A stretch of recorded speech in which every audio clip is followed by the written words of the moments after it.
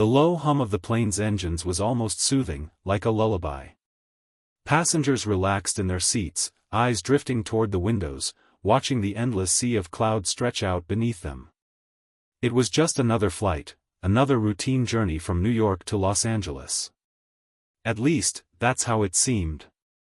The boy, sitting near the back of the plane, stared out the window, his mind lost in thought. His hands were clenched tightly around the armrests, his knuckles white. His eyes flickered with unease as he shifted in his seat. Something didn't feel right. He wasn't sure what it was, but it gnawed at him. He glanced around, hoping to find something that would make him feel more at ease. The other passengers were relaxed, some with their headphones on, others chatting in low voices. The flight attendants walked up and down the aisles, serving drinks, answering questions. But then, one of them, a tall woman with sharp features and cold eyes, walked past his seat and stopped. She didn't smile. She didn't acknowledge him with any kindness. She simply stood there, staring at him, her expression unreadable. For a moment, he thought she might ask if he wanted a drink or if he needed anything. But instead, her voice sliced through the air like a knife. "You need to leave," she said firmly, her eyes locking with his.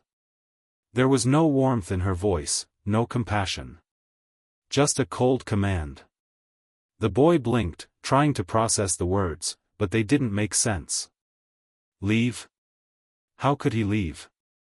They were mid-flight. What? He stammered, his heart suddenly racing.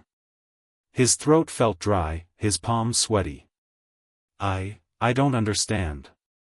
The flight attendant's eyes narrowed, and she leaned in closer, her voice barely above a whisper. I said, you need to leave. Now. He could feel the eyes of the other passengers on him, but it didn't matter. He was frozen in place. The words felt like they were coming from a place far beyond reason. A place where logic didn't exist. The flight attendant's gaze didn't soften. She didn't explain herself. She just stood there, waiting for him to move. It was as though she expected him to obey immediately. For a moment, time seemed to slow. The boy's mind raced, trying to make sense of the situation. Was this some kind of joke? Was there a misunderstanding? He looked around for someone, anyone, who might speak up or offer an explanation, but the passengers seemed to be holding their breath, all eyes on him. Please, I don't understand. I'm just sitting here. His voice was shaky now. But she didn't care. She didn't offer an explanation. Her hand reached forward, gripping his arm with a firm, almost unnatural strength. I said leave. The boy tried to pull away, but the flight attendant's grip was unrelenting. The other attendants, who had been moving up and down the aisle, now stopped. They stood back, watching the scene unfold. The boy's heart pounded harder in his chest. His mind raced as his body shook with a mixture of fear and confusion. Please, he begged, his voice barely audible now. What did I do wrong? Please. The flight attendant didn't answer. Instead, she yanked him out of his seat and started marching him down the aisle. The boy's mind was spinning. How could this be happening? How could they do this to him? They were mid-flight, for God's sake. Where was he supposed to go? As they reached the rear of the plane, the other passengers were watching in stunned silence, some with their mouths hanging open, others whispering in hushed tones. But no one moved to help. It was as though they had all been paralyzed by the scene. The flight attendant, with her grip on the boy's arms still tight, made her way toward the back door. What's going on? The boy's voice cracked. This isn't right. You can't do this.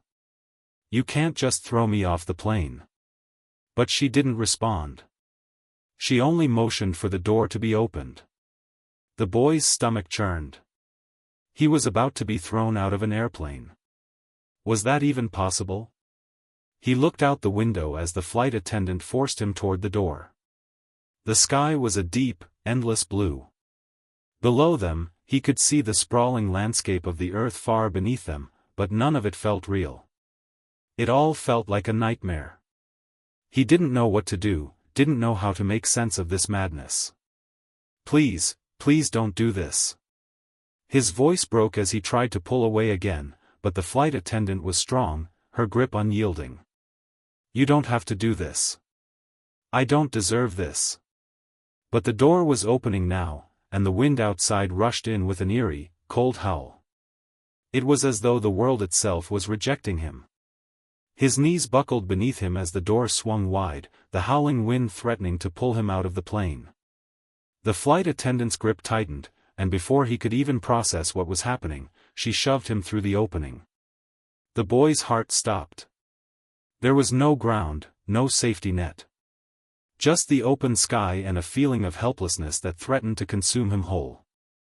Before he could scream, the door slammed shut behind him. And just like that, the plane was soaring forward, leaving him behind. The boy stood there, suspended between the sky and the earth, his mind in a fog. He didn't know where he was, or how he had gotten there. All he knew was that something unspeakable had just happened. His chest heaved, and his head spun. He stumbled back, desperately searching for a way back into the plane, but it was no use. The door had been sealed shut. He was alone. 7 minutes later. 7 minutes had passed. Just 7 minutes. But for the boy, it felt like a lifetime. The wind had died down. His legs were shaky, and his mind was a chaotic blur of emotions. But something had changed in those 7 minutes. Something in him had shifted. He wasn't just scared anymore. He was angry. He was furious. They thought they could just throw him away, like he didn't matter. Like he was nothing. No one deserved to be treated like that, not in this world. He wasn't sure how, but he knew he was going to get his revenge. They couldn't just walk away from this. They had made a mistake. And now, he was going to make them realize it. The tension in the air was thick, like something was about to snap.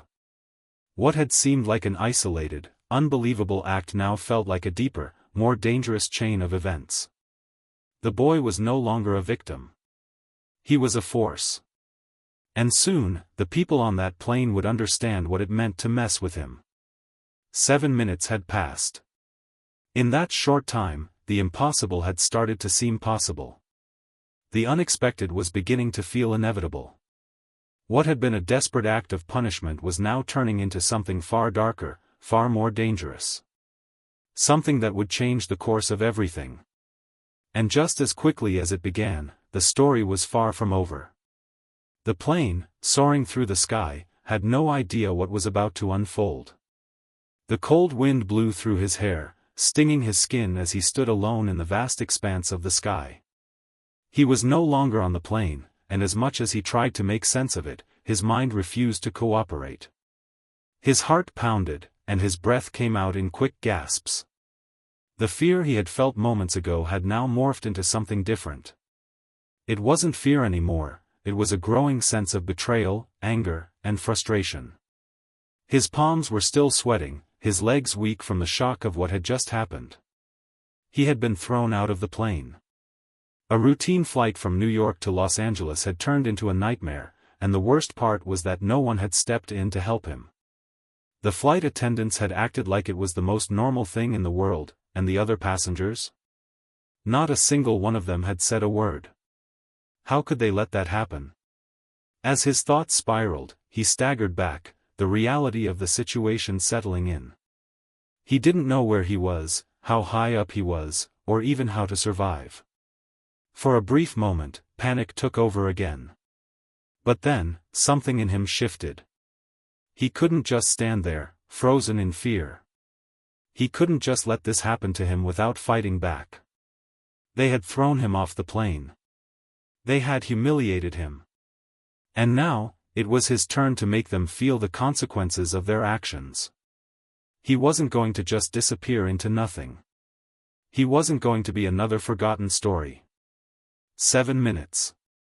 That's all it took. He couldn't help but think of those 7 minutes, the window of time when everything had gone wrong. They had forced him off the plane, but they didn't know what kind of person they were dealing with. They didn't know that he wasn't someone to be dismissed so easily. The boy's mind raced. He glanced around, trying to make sense of his surroundings. The air was thin, colder than he had anticipated. The silence around him was eerie, and for a moment, he wondered if he had made a mistake. Was he imagining this whole thing? Was this some sort of twisted dream that he hadn't yet woken up from? But no, this was real. He could feel it. His eyes darted across the endless sky, looking for any sign of the plane. His heart dropped as he realized that he couldn't even see the faintest outline of it anymore. The plane was long gone, disappearing into the distance. He was alone. He had no idea where he was, and there was nothing around him. Just an expanse of blue and white, as far as the eye could see. His mind clicked into survival mode. He had to find something, anything, that could help him. There had to be some way out of this situation. Some way to survive. He stumbled forward, instinctively looking for something solid to hold on to. His eyes scanned the horizon, desperate for a sign of life, or even just a speck of hope. His legs were still shaky, and his chest tightened with every breath. As his mind cleared, he remembered the one thing that could help him. The one thing that might allow him to get back to the plane. The boy's plan. It wasn't much, but it was all he had. He remembered the emergency chute. The one thing that had been drilled into his memory during every flight, the one piece of equipment that had seemed like just another routine safety procedure. He had never thought it would actually come in handy, but now, it was his only hope. He began to move, looking for any sign of an emergency chute that might have been deployed, hoping beyond hope that he wasn't too far from it. He couldn't allow himself to give in to despair. He had been thrown off the plane, yes, but that didn't mean it was over. Not yet. Back on the plane, things had taken an unsettling turn. The flight attendants continued their duties as if nothing had happened, but there was a palpable unease in the air. Passengers were whispering to each other, casting uneasy glances toward the back of the plane, where the boy had been taken. They couldn't understand why he had been removed, no one had explained anything. They were all left to fill in the blanks with their own theories. But the truth was that no one had the answers. The flight attendants exchanged wary looks as they passed through the aisles. They had seen things like this before, but not like this. They had never seen a passenger ejected mid-flight. Not for something as trivial as a dispute over seating or a misunderstanding. The boy had done nothing to deserve this. They could see that much. So why had it happened? And what would happen next? The boy moved faster now, his eyes scanning every inch of his surroundings. He knew that time was against him. The longer he stayed out here, the harder it would be to survive. But then, just as his energy began to flag, he saw it. Far off in the distance, barely visible against the vast sky, a shape. It wasn't much. But it was enough to ignite a spark of hope in his chest. It was the plane. He could make it. He could catch up. He could get back on that plane. It would take everything he had, but he couldn't back down now. Not after what they had done to him. With renewed determination, he pressed on, pushing his body to its limits as he sprinted toward the distant plane. The wind whipped past him, but he didn't feel it anymore. His focus was razor-sharp, his mind locked on one goal, to get back to the plane. The flight attendant's dilemma. Back on the plane, the crew began to notice something strange. The captain, who had been calm and collected throughout the flight, suddenly felt a shift in the atmosphere. Something wasn't right. He couldn't quite place it, but there was a tension in the air, an unease that had settled deep into his bones. He walked to the cockpit door, stopping the senior flight attendant in her tracks. "Have you heard anything about what happened?" he asked, his voice low. She looked at him with wide eyes, a look of confusion crossing her face. I don't know. It's strange. The boy was just removed. No explanation. And now? I'm not sure where he is. The captain frowned. What do you mean, you don't know? How can he just disappear? We didn't see him leave the plane, but he wasn't in his seat when I came through the cabin again, she explained. The captain felt a knot tighten in his stomach. Something wasn't adding up. If the boy had truly been thrown off the plane, he should have fallen, he should have been gone. Yet, there was no sign of him anywhere. The boy was growing closer. His body screamed for rest, but his mind wouldn't let him stop. He had to make it back. He had to show them that no one could just throw him away. That they couldn't break him. As he ran, he could see the plane growing larger. It was still in the air, but it was slowly descending. He could make it. He had to make it. But what happened next was beyond anything he had prepared for. The plane's descent. The boy's eyes widened as the plane began to dip lower. He knew that if he didn't act now, he'd lose his chance. He pushed harder, his legs burning with the effort. But as the plane began to descend rapidly, he knew there was no turning back. The stakes were higher now. Survival was no longer just about getting back to the plane, it was about staying alive. Would he survive the next few minutes? He had no idea. The world below him was an endless blur of clouds and landscape, but in the distance, the plane loomed larger. Each passing second felt like an eternity. He could feel the adrenaline coursing through his veins as his legs moved faster, each step a battle against the wind that threatened to tear him apart. His body screamed for rest, but there was no time for weakness. He had to make it. He had to get back. As he ran, he thought about the flight attendant. The woman who had thrown him off the plane. He didn't know why she had done it, but he knew one thing for sure, she would regret it. She thought she could break him, humiliate him in front of everyone, but she had no idea who she was messing with. No one had ever done something like this to him. He was going to show her. He was going to make her see what it felt like to be powerless. The wind whipped past his ears, but he barely noticed it now. He was too focused on the plane, on the task ahead.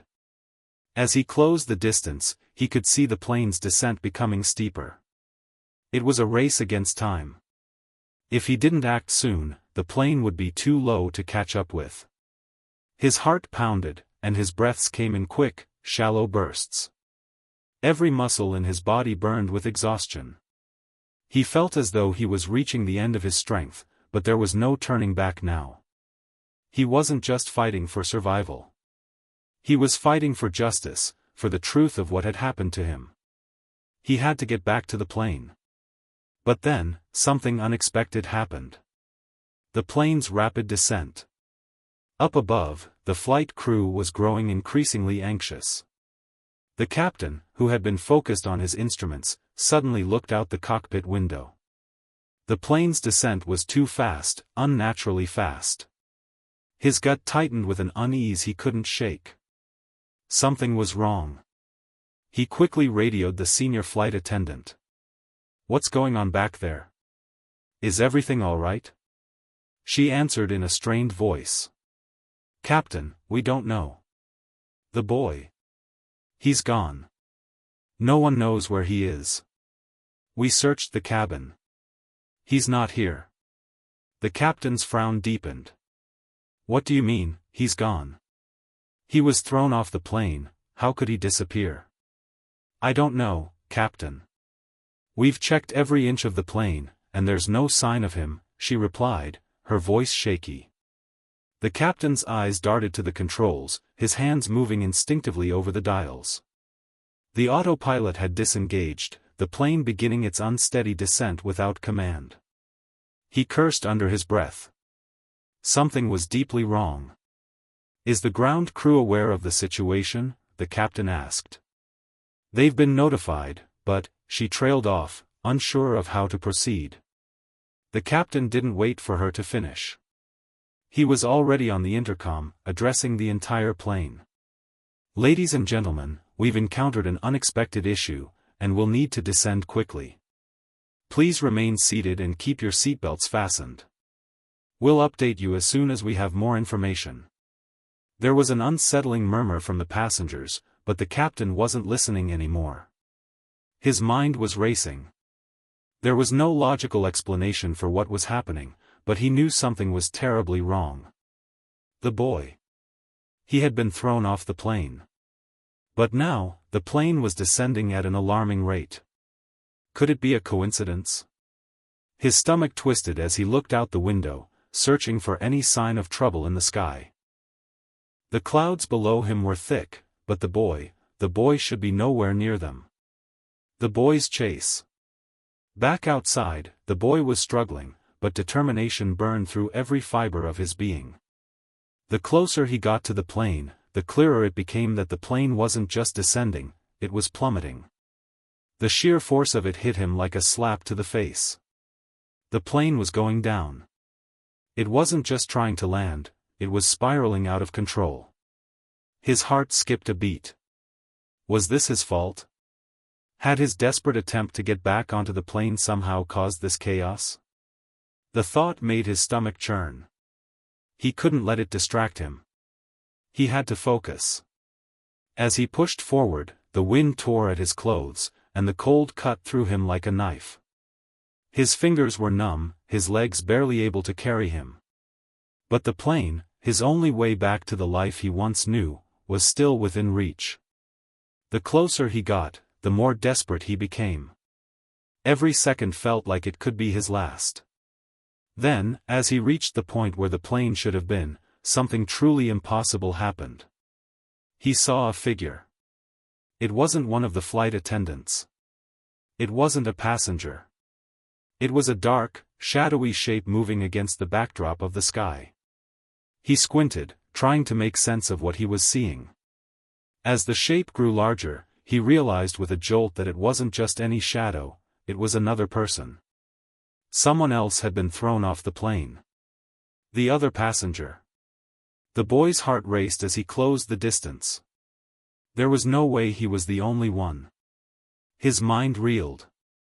Had the flight attendants done this to someone else too? Or was this a different kind of mistake? As he got closer, the figure became clearer. A man. He was struggling in mid-air, his limbs flailing as he fought to steady himself against the wind. He wasn't wearing a parachute. The boy's blood ran cold. The man was going to fall. He didn't know how far they were from the ground, but at this speed, it didn't matter. If the man didn't find a way to stop his fall, he wouldn't survive. Without thinking, the boy moved faster, closing the gap between them. He couldn't leave the man. He wouldn't. He had to help. The boy reached out, grabbing the man's arm just as he began to spiral downward, screaming for help. "Hold on," the boy shouted, trying to pull the man closer. The man's eyes were wide with panic, but the boy couldn't focus on that. He couldn't focus on anything except pulling the man to safety. Together, they plummeted faster, but with the boy's strength, the man's panic began to subside.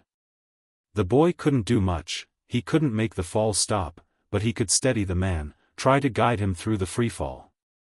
With every ounce of strength, he held the man's arm, keeping them both moving, both alive, both fighting for a chance to survive. The plane's final descent. Back on the plane, the crew had no answers. The descent was too rapid, the plane too unstable. The captain had ordered a full emergency landing, but it was clear that they wouldn't make it in time. The ground was closing in far too quickly. The flight attendants moved down the aisles, securing passengers, making sure the seat belts were fastened, trying to keep them calm. But no one was calm. Everyone had seen the sudden drop in altitude. Everyone knew something was terribly wrong. As the plane hurtled toward the ground, the captain's hands gripped the controls. He had to land the plane. He had no choice. But in the back of his mind, one thought gnawed at him: what had happened to the boy? How could he just disappear? Why had the plane started descending at this rate? He couldn't shake the feeling that somehow, the two events were connected. The boy's last struggle. The boy's body was on fire from the effort of holding on to the man, but he couldn't let go. They were falling too fast. If they didn't find a way to slow their descent, both of them would be gone in a matter of seconds. He could feel the man's body growing heavier, the panic and fear making him impossible to hold on to. But the boy didn't have a choice. He pulled the man closer, even as the wind threatened to tear them apart. "Please, just stay with me," the boy shouted over the roar of the wind, his voice strained. "We can make it." The man's eyes widened with terror. "I don't want to die." The boy didn't know how to answer. He didn't know how they were going to survive. But he couldn't let this man die alone. He couldn't let that happen again. And then, as the world seemed to close in around them, he saw it. The ground. They were closer than he had realized. The trees, the buildings, the earth itself were rising up to meet them. There was no turning back. Only survival. The world around them seemed to fall away. The boy could barely comprehend the blurring landscapes below as the earth rushed toward them at breakneck speed. He had been in freefall before, but nothing had ever been like this. Nothing had ever felt so close to the end. The wind screamed in his ears, and his body felt weightless. He was holding the man, no, he had to keep holding him. There was no choice. They were falling, but the boy refused to believe that this was how it would end. The man, still gripped by terror, was becoming limp. His body was barely responding as the boy struggled to maintain his hold. Was it possible that the man had passed out from the sheer fear of it all? If that were the case, it would only make things harder. "Stay with me," the boy shouted, his voice barely audible over the wind.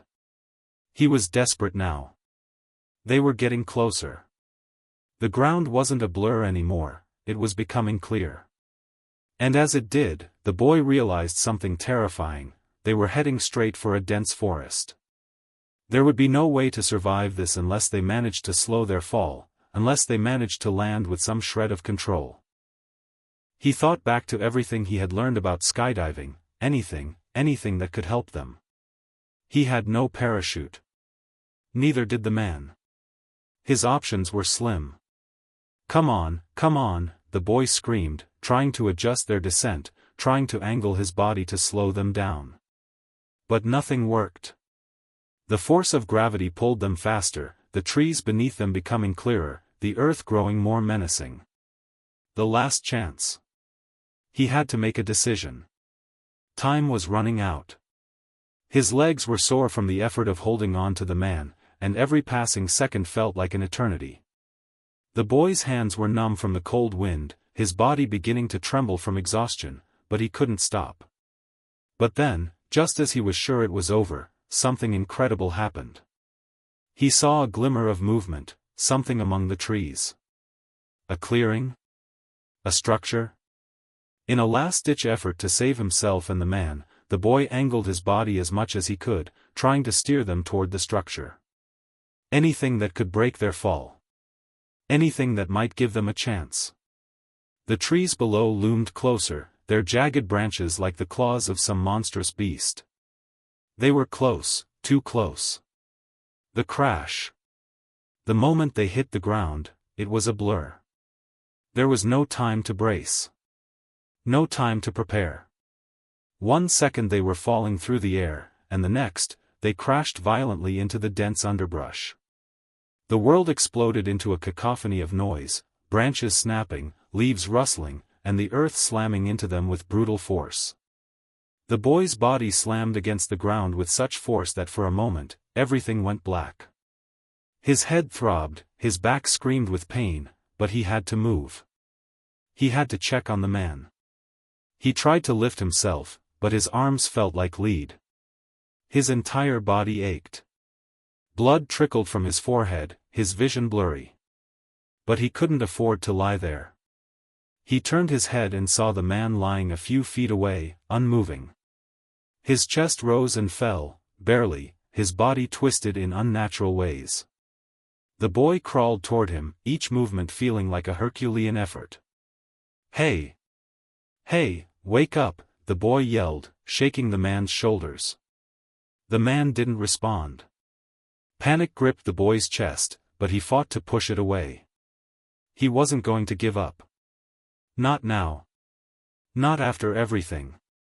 He slapped the man's cheek lightly. "Come on. Wake up." The man's eyes flickered. They were bloodshot and glazed over, but he was alive. What happened?" The man mumbled, his voice hoarse. "You're alive. Don't move." The boy's words were rushed as he looked around. They had fallen into a dense forest, but there was no sign of the plane. No sign of anything familiar. They were in the middle of nowhere. The boy's mind raced. The pain in his body felt distant now, replaced by a single thought: survival. They needed to get out. The boy helped the man sit up, supporting his weight as he struggled to get his bearings. The man looked up, confused, disoriented, but alive. The boy noticed a deep gash on the man's arm, blood dripping slowly from the wound. The cut was bad, but it wasn't fatal. For a moment, the boy thought about the plane, the attendants, the people who had thrown him off like he didn't matter. They would all pay for this. But that wasn't his immediate concern. Right now, the focus was survival. I don't know what happened," the man whispered, his voice shaking. "One moment, I was on the plane, and the next. It's okay. It's okay. We have to figure out how to get out of here," the boy interrupted. He didn't have time to explain. The situation was too dire. The man seemed to gather himself, standing shakily with the boy's help.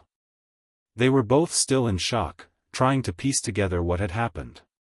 The boy could hardly believe what he had just survived, but now wasn't the time for reflection. They had to focus on the present. The forest around them was eerily silent, as though the world itself was holding its breath. The boy scanned the trees, looking for any sign of the plane. But there was nothing. No sounds, no movement. "We need to move," the boy said urgently. "Stay close." The desperate search.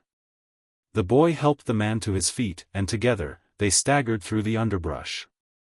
The air was thick with moisture, the ground soft beneath their feet.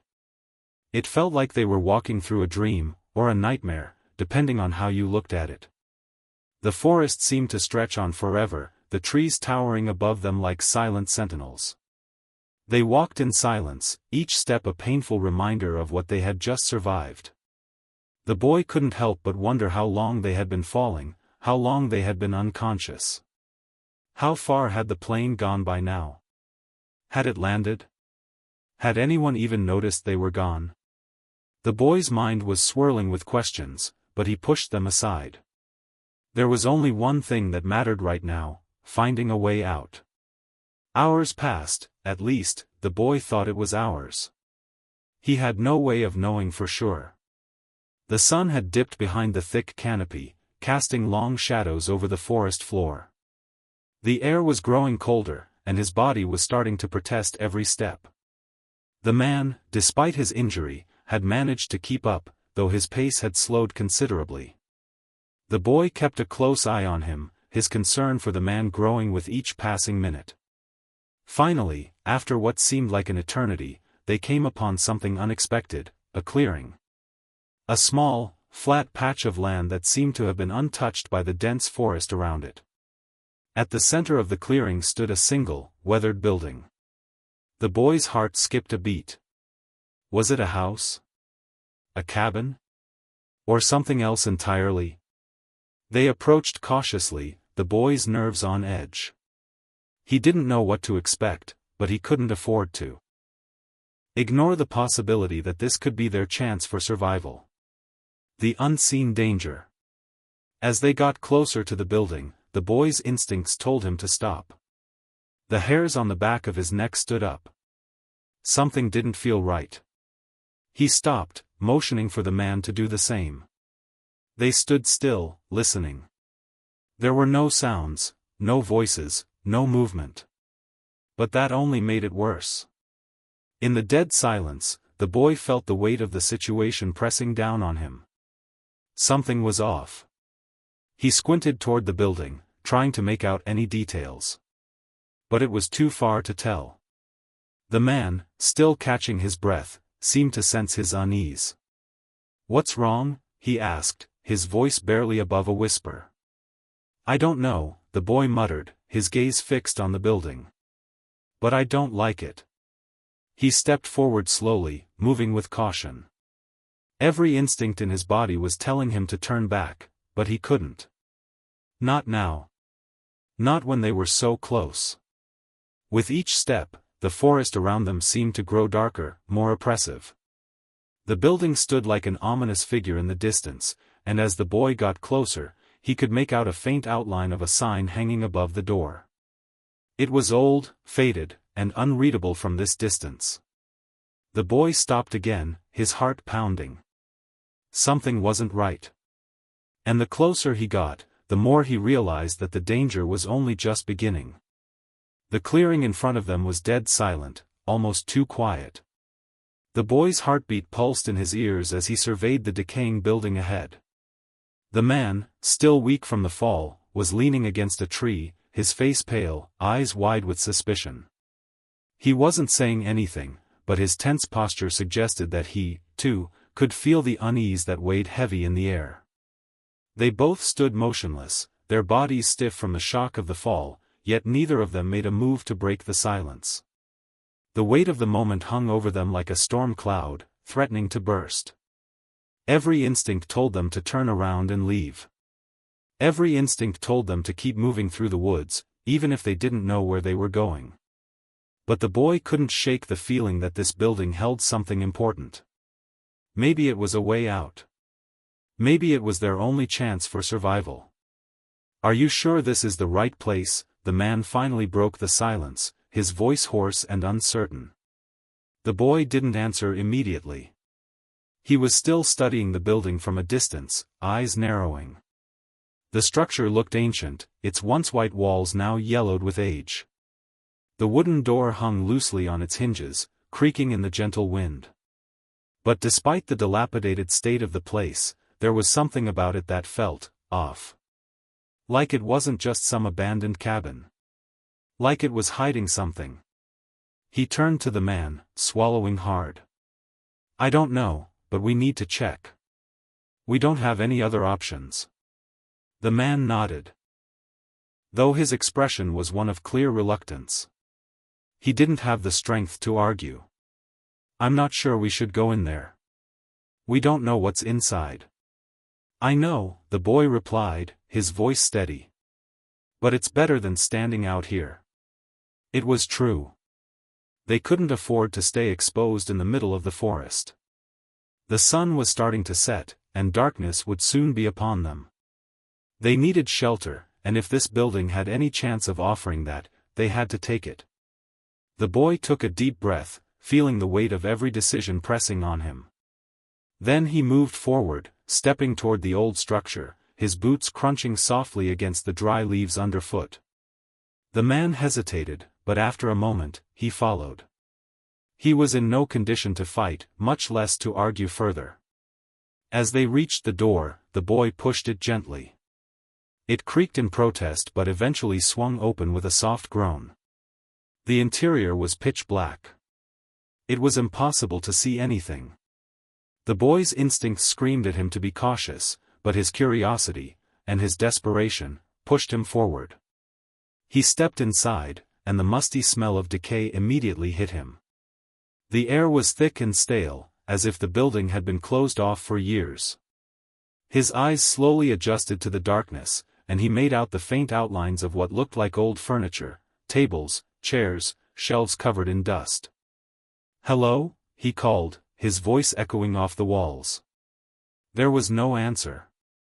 The silence was deafening. "Looks like no one's been here for a while," the man muttered from behind him, his voice uneasy. "Maybe this was just some kind of abandoned place. But we should still be careful." The boy nodded but said nothing. He was scanning the room now, trying to make sense of what he was seeing. There was something about the place that felt wrong.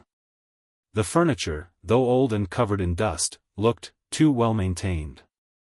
The chairs were arranged as though someone had just left them there, as if they were waiting for someone to return. He took another step forward, and that's when he saw it, a glint of metal against the wall. "What is that?" he whispered to himself, moving closer. It was a door, half hidden behind a stack of old crates. The door had no handle, only a rusted keyhole.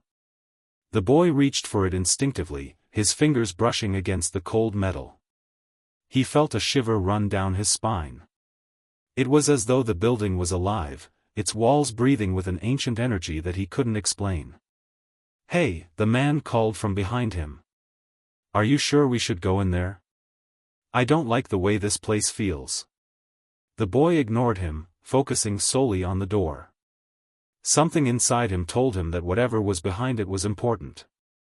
Something told him that if they opened this door, they might finally get the answers they were searching for. Or maybe they'd unlock even more questions. He tried the door again, but it wouldn't budge. The keyhole glared back at him, taunting him. He had to find a way to open it. He wasn't about to let it defeat him now, not after everything they'd been through. The man stepped closer, noticing the boy's determination. "What are you doing?" "I'm trying to open this door," the boy said quietly, his voice almost a whisper. "There has to be something behind it." The man stood still for a moment, then slowly nodded. "If you think it's safe." "I have to," the boy replied. He didn't know how to explain the feeling in his gut, but he knew they had to press forward. They had no other choice. The key to the mystery. The boy backed away from the door, scanning the room once more. There had to be something here, something that could help them open the door. His eyes darted over the room, settling on the dusty shelves. There were jars, books, and old papers, but nothing that seemed to stand out. Then he noticed a small wooden box sitting on a table in the corner of the room. It was tucked away, almost as though it had been placed there deliberately. The boy approached it cautiously. His fingers trembled slightly as he lifted the lid. Inside, there was a small, tarnished key. It glinted in the dim light. "That must be it," the boy muttered, almost to himself. He grabbed the key, feeling the weight of it in his palm. The man looked on, his expression growing darker. "That's too easy. There has to be a catch." The boy didn't answer. He didn't have time for doubts. He turned back to the door, inserting the key into the keyhole. There was a soft click, and then the door creaked open. The darkness beyond the door seemed to pull at him, urging him to enter. He didn't hesitate. He stepped into the room, the man following closely behind. As their feet hit the floor, the air grew colder. The boy could feel it creeping along his skin, making his breath come out in visible clouds. The room was small, but the walls were lined with strange symbols. The boy had never seen anything like them before. They looked like a language, ancient, foreign, and twisted. The walls seemed to pulse with an eerie energy, as though the symbols were alive. The man stepped back, eyes wide with fear. "What is this place? What is this?" The boy was too transfixed by the symbols to answer. His eyes roamed over them, searching for meaning. Something about them felt familiar, as if they were connected to everything that had happened since the moment the boy had been kicked off the plane. It didn't make sense. None of it made sense. But then, he saw it, a figure in the shadows, standing at the far end of the room. The boy froze, heart pounding.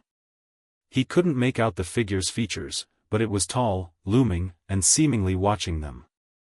"Who's there?" the boy shouted, trying to keep his voice steady.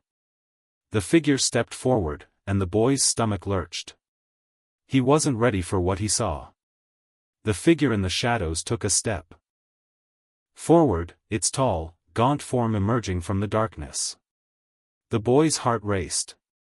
His breath was shallow, as if the very air around him had turned to ice. The man, behind him, was frozen in place, his face pale, his eyes wide with terror.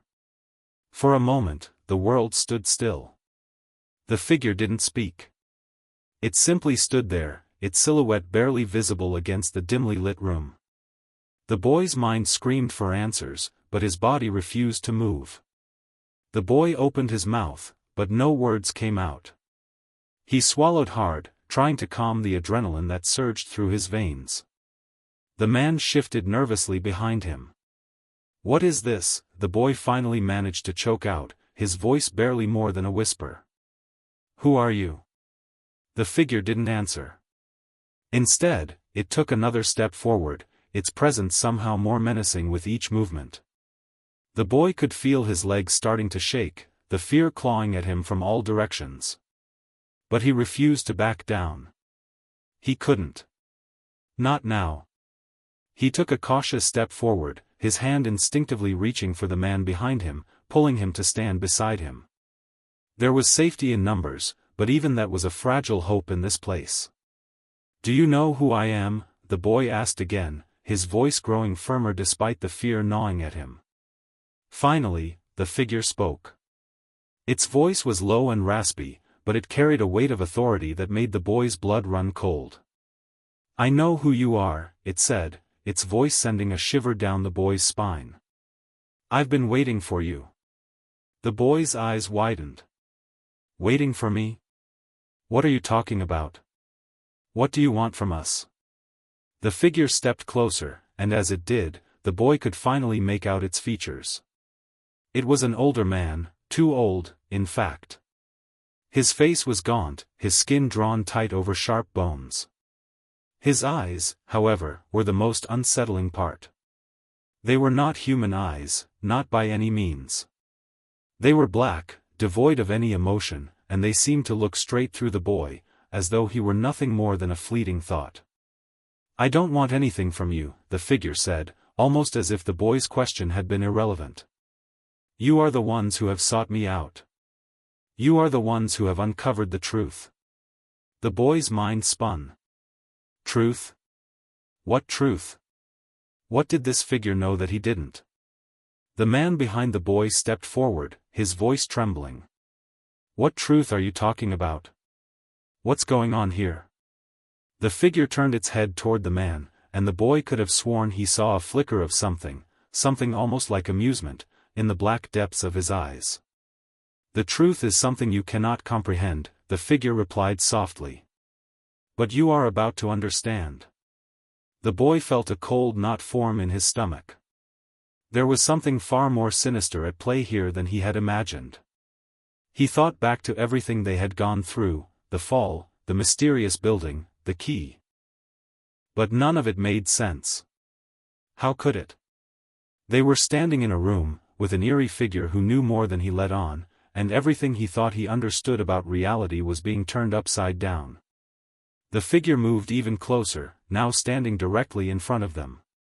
It was so close that the boy could smell the faint scent of decay in the air, like the figure hadn't moved in years. "Everything you've seen, everything you've experienced, is part of a much larger plan," the figure continued, its voice now filled with quiet menace. "You, both of you, are part of it. And it is far from over." The boy took a step back, his mind racing. He had to be careful. There was something dangerous about this man, something far beyond anything he had ever faced before. He wasn't sure what to believe anymore, but he knew one thing: they were in too deep to walk away now. "What do you mean, a plan?" the boy asked, trying to steady his voice. "What do you want from us?" The figure's lips curled into a slow, almost predatory smile. "I don't want anything from you," it said again, its voice almost a hiss. "But I need you to understand something. You are here because you have been chosen. This place, these symbols, they are not just part of a story. They are part of a warning." "A warning?" the boy repeated, confused. "A warning about what?" The figure didn't respond immediately. Instead, it stepped back into the shadows, where the boy could barely make out its movements. The boy felt a strange tug in his gut, a sense of foreboding creeping up on him. The man beside the boy was shaking his head, his voice cracking. What does that even mean? Chosen? We didn't ask for this. We didn't come here to be part of some plan. We just wanted to survive. The figure's gaze flicked toward the man, and for a brief moment, the boy thought he saw something like pity in its eyes. Survival is only part of the equation. You cannot escape what you are a part of. None of us can. The boy's heart skipped a beat. What are you talking about? What does this have to do with us? The figure didn't answer right away. Instead, it turned its back on them, walking toward a large, ornate stone table in the center of the room. As it did, the boy saw something he hadn't noticed before. Symbols, thick, black markings, covered the table's surface, the lines twisting in ways that made the boy's head spin. They looked familiar, like the same symbols they had seen in the room earlier. Look at this, the figure said, turning back to them. This is the key to everything. The boy stepped forward, his curiosity now overriding his fear. He felt a strange compulsion to approach the table, to touch the markings. As his hand hovered over the stone, he felt a jolt of energy, a surge that coursed through him, almost as if the symbols were alive. Suddenly, the room seemed to shift. The shadows deepened, the air grew heavier, and the very walls of the room seemed to pulse with energy. The boy recoiled, stepping back in shock. What's happening? The man shouted, his voice breaking. The figure, now standing at the table, turned toward them. His black eyes gleamed with a strange intensity. You've unlocked the first step, the figure said softly, his voice reverberating in the now silent room. And now you will learn the truth. The boy opened his mouth to speak, but the figure raised a hand, cutting him off. There is no going back, the figure said, its voice now calm but filled with an undeniable certainty. You have crossed the threshold. There is no escape from what you've unleashed. The boy's heart pounded in his chest. He wanted to ask what that meant, but before he could, the room began to tremble. The floor beneath their feet shook violently, and the walls seemed to shift, the symbols on the stone table glowing faintly in response. Get out, the boy shouted, panic rising in his chest. He grabbed the man's arm, pulling him toward the door. But the figure stopped them with a single word. You will not escape. The room grew even darker, and the tremors increased, the air so thick with energy that it felt as though the very fabric of reality was being torn apart. The boy and the man stumbled toward the door, but before they could reach it, something snapped. There was a blinding flash of light, followed by an explosion of sound. The boy's world went dark. When the boy woke up, he was lying on the cold forest floor. His body ached, his head throbbed with pain, and his chest was tight. He blinked several times, trying to focus, but his surroundings were still blurry. As his vision cleared, he saw the man lying beside him, still unconscious but breathing. They were no longer in the building. The forest stretched out before them, serene and still, as if nothing had ever happened. The boy tried to sit up, but a wave of dizziness hit him. He blinked again, trying to process what had just happened. The building, the figure, the symbols, it was all too much to make sense of. Had it been a dream? Had it all been a figment of their imaginations? But as he looked around, he saw something that confirmed it hadn't been a dream. The ground where they had fallen was marked with the same symbols. And in the distance, faint but unmistakable, there was a shadow. A figure, watching them from the edge of the trees.